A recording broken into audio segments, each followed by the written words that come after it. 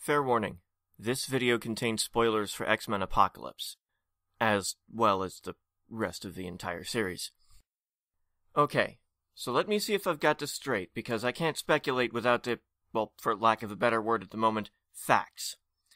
In the original timeline, mutants have been around pretty much as long as humans have. Presumably, this is where a lot of myths come from.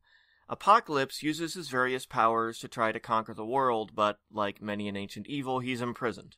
We'll leave him for now. The next we hear from this world is Wolverine and Sabretooth running away from home and then getting involved in pretty much every war.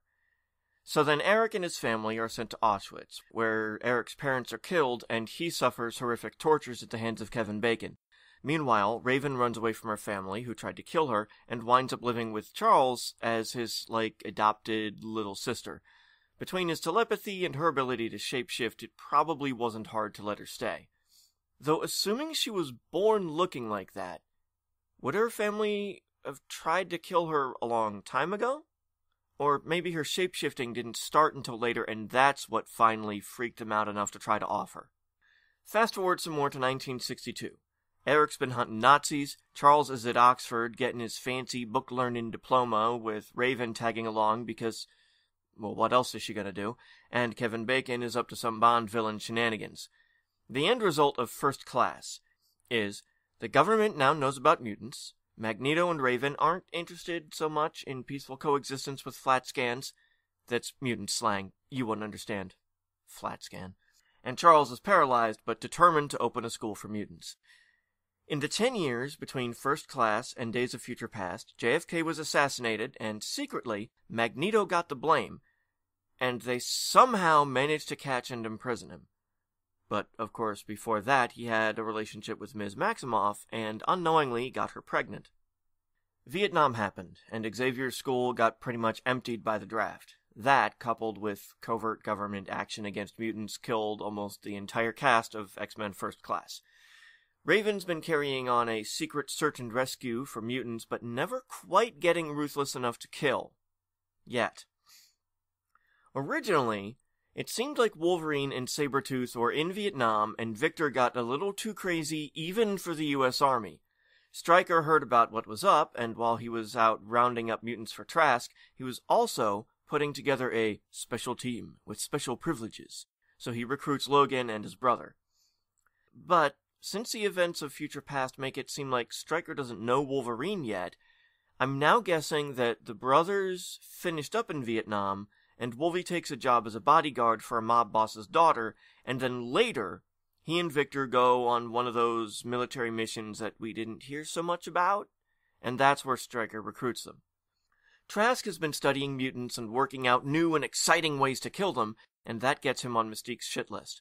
Her ongoing mission has been getting more and more desperate since all her friends are dead, murdered by a mad scientist and government spooks. Also in there, as I insist on having it even though it's never actually said, she fell in love with Azazel, or at least slept with him once, and had a kid, but had to give him up because of badness. She kills Trask, but is captured, and spends quite a while being studied, read, tortured. Though she eventually escapes, or is rescued, Trask Industries still has her DNA and all sorts of vital information that they use to eventually create the Super Sentinels. Xavier and Beast are the only ones at the school and have that medication that lets them not be mutants, and also somehow repairs Xavier's spine. Temporarily. Whatever. Now, there's a huge gap of time between where we are at the beginning of Days of Future Past and the first X-Men movie, with a few things filled in from Wolverine. I know you don't like that movie, but it's there. So, at some point, both Magneto and Mystique get free. I'm guessing that one of them escapes and rescues the other.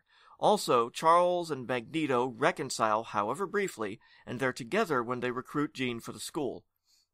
I'm going to go ahead and ignore the fact that they're both way fucking older than they should be at this time, as far as I can tell, and that Charles is walking, because maybe he isn't. He's just using his mind to make people think he is, because ego and wishful thinking, but leaves himself bald. So anyway, Xavier must have gotten over his funk and given up the medication and started up the school again. Obviously. Wolverine and Sabretooth are part of this Special Ops mission strike team, but Wolverine finally reaches his moral limits when they start killing civilians. He leaves, and apparently that was the wake-up call that the rest of the team needed. The team falls apart, and Logan moves to Canada. At some point in all this intervening time, Logan met Quicksilver and got to know him well enough to know where he'd been living in the 1970s. Stryker found out that his son was a mutant, and also might have known that Xavier had that medication, so he sent Jason to Xavier to be cured. He didn't like the answer he got, and that probably further fueled his dislike of mutants. He starts abducting mutants again, and doing bad things in order to control and or wipe them out. This involves destroying Deadpool, and trying out the adamantium bonding process on Logan, who volunteered, albeit under false pretenses, to see if it'll work on Sabretooth. Which, apparently it wouldn't. All this ends with Wolverine losing his memory, and Stryker being on the outs with the military. Oh, and Cyclops getting recruited by Xavier, although, another slight continuity glitch, both Xavier's age and being able to walk. Well, that's easily explained. That wasn't actually Xavier, it was a mental projection. But here's a question. What made him lose his hair in the original timeline? Was it Apocalypse then as well? Or was it just, the genetic luck of the draw like I always figured? Because sometimes people just lose their hair. Anyway, assuming Cyclops' powers manifested at about the same time in each timeline, this is about 1983. And I suppose mutants are not generally well known, though given Psyche's pretty spectacular display at the school, it's probably getting harder and harder for the government to cover them up. Now, I'm basing that on Senator Kelly's line, "The truth is that mutants are very real," which implies to me that up until recently, mutants were kind of regarded as an urban legend. On the other hand, they're well known enough that people are freaked out about them. Maybe something happened, but it probably didn't involve Magneto, because Wolverine had never heard of him. Or Wolverine's just that out of touch with what's going on in the world. Could be, he's living up in the wilds of whatever. By 96, big corporate fat cats know about them, as can be seen by Warren Worthington II's sad but not shocked reaction to his preteen son growing wings. Remember that date, 1996, 10 years before X3, which came out in 2006. Moira McTaggart, last seen in First Class, has apparently left the CIA and gotten into the geneticist game, and has been living in Scotland long enough to develop an accent, and has aged incredibly well. Anyway, Logan's been tooling around, getting by, and probably not being very interesting for the past, what is it Xavier said, 20 years or so? At some point, Beast has left the school, or he teaches there and just didn't get involved in anything. Maybe he's a pro-mutant lobbyist. Scott, Jean, and Storm are the X-Men, but you kind of get the impression that they don't get out much. Like, the first movie does feel like their first mission, so maybe their main thing is being like doomsday preppers, and occasionally going out to rescue mutants from hostile environments. By this point, Mystique's so far down the ruthless revolutionary trail that she apparently has no remaining emotional connection to Charles, and really doesn't seem to talk much anyway. Not in her natural form. My guess is she really doesn't have that much to say to anyone except, I guess, Eric. We see pretty clearly what happens over the next couple of years. Stryker's back in the good graces of the powers that be, Hank's well known enough politically to be appointed to the president's cabinet, and Magneto's finally pushed to his ultimate limit. He's willing to commit genocide, and he even just abandons his most loyal friend since the fucking 60s because she's made a normal human. Seriously, Eric's kind of become a douchebag by this point. He's tried to be nice, he really has though. That machine he uses in the first movie was in fact an attempt at a non-violent solution, just sacrificing one kid. And while I'm glad they stopped him, I understand. But by the second movie, he's making jokes at said kid's expense, and yeah, but I digress. Xavier, Cyclops, and Jean are killed. Rogue, depending on which ending you watch, gets cured, as does Magneto, and since everyone's looking for the fancy duds, he apparently manages to escape notice. Wolverine sinks into despair after Jean's death, but then goes to Japan in How Wolverine Got His Groove Back, and is greeted upon his return by, egads! Xavier and Magneto!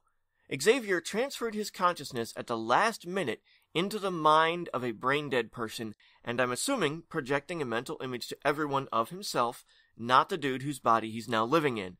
having somehow retained his psychic powers. I don't fucking know. Also, the cure wasn't all it's cracked up to be, because Magneto's got his powers back, as does Rogue, or, if you watch the other ending, she didn't go through with it. Now, after all these decades, Trask Industries is finally ready to unveil their brand new Terminators, Sentinels, and the world goes to shit. Pretty quickly, it seems like. Now we're back at Days of Future Past, and the last survivors of the mutant race hole up in Wundagore, or so I've decided it is, in a last-ditch, crazy, Captain Kirk-esque plot to save the world. Which brings us back to 1973, and everything fucking changes.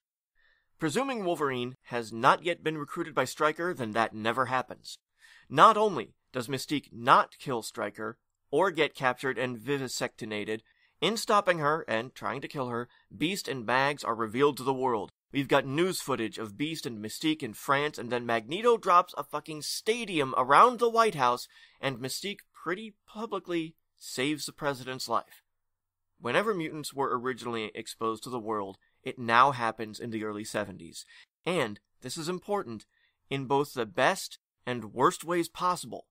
Like, everyone just saw how dangerous a mutant could be, but also how heroic. Mystique continues her rescuing of mutants from bad situations, starting with Wolverine. From what we see later on, she seems to be doing that lone wolf hero thing. I still save him. Who cares if I don't stop to chat?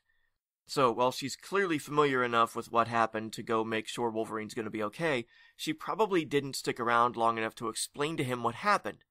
So as far as Logan knows, he blacked out for several days and woke up wherever Mystique leaves him. Eric goes off and tries to live a normal life, and Beast and Charles start their school up again. Jean might be one of the first kids to get enrolled, as she developed her powers early. I can only guess that Eric was not with Xavier this time. 10 years after Future Past, the world's sort of, about mutants. Like, they could go either way at this point, but as Mystique could tell you, there's still plenty of bad. Here's a question. What happened to Havoc in the original timeline? Was he around to greet his little brother, Scott, after he's rescued from 3 Mile Island? Anyway, in this new timeline, he brings baby brother to the school. Fuck the angel bit in Apocalypse, seriously, don't get me started. Scott's early days as a mutant are traumatic in both timelines. In one, he's abducted and gets cut on, and in the other, he immediately loses his brother and has to save the world. Ouch. Since Jubilee was never much more than a featured extra in the original timeline, we'll go with the version of her in Apocalypse. So, again, what happened? Where did she go from there? I'm thinking that there just weren't all that many kids that stuck around Xavier's after graduation. In the original timeline, though, there might not have been a huge need until the first movie.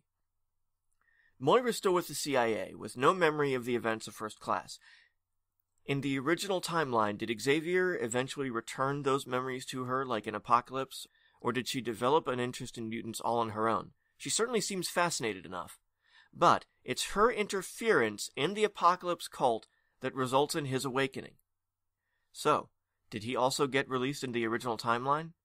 Stryker seems to have caught up with Wolverine anyway, and this time the adamantium bonding was not voluntary. Where's Sabretooth in this timeline?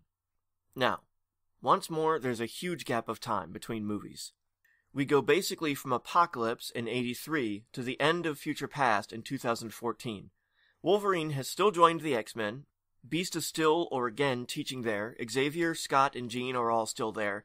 Either events have been peaceful enough that Jean never loses control, or her embracing of her full power in Apocalypse meant that they never had to cage the Beast, as Wolverine put it. So, what happened in the meantime? How'd they meet Wolverine? Where's Nightcrawler and Mystique and Quicksilver, Magneto? None of the original movies have happened now, but Rogue still has that white streak in her hair. Did Magneto still try that stunt in the first movie? Does Mariko still need to be rescued from evil Grandpa? Will I remember the other questions that I had and time to record them? Will the Rock ever finish buttoning his sleeve? Are you really wearing that? Who's that behind you? Were the writers just too lazy to come up with real names for Snake Eyes and Cobra Commander? I'd better stop now while I still can. Please contribute to the conversation in the comments.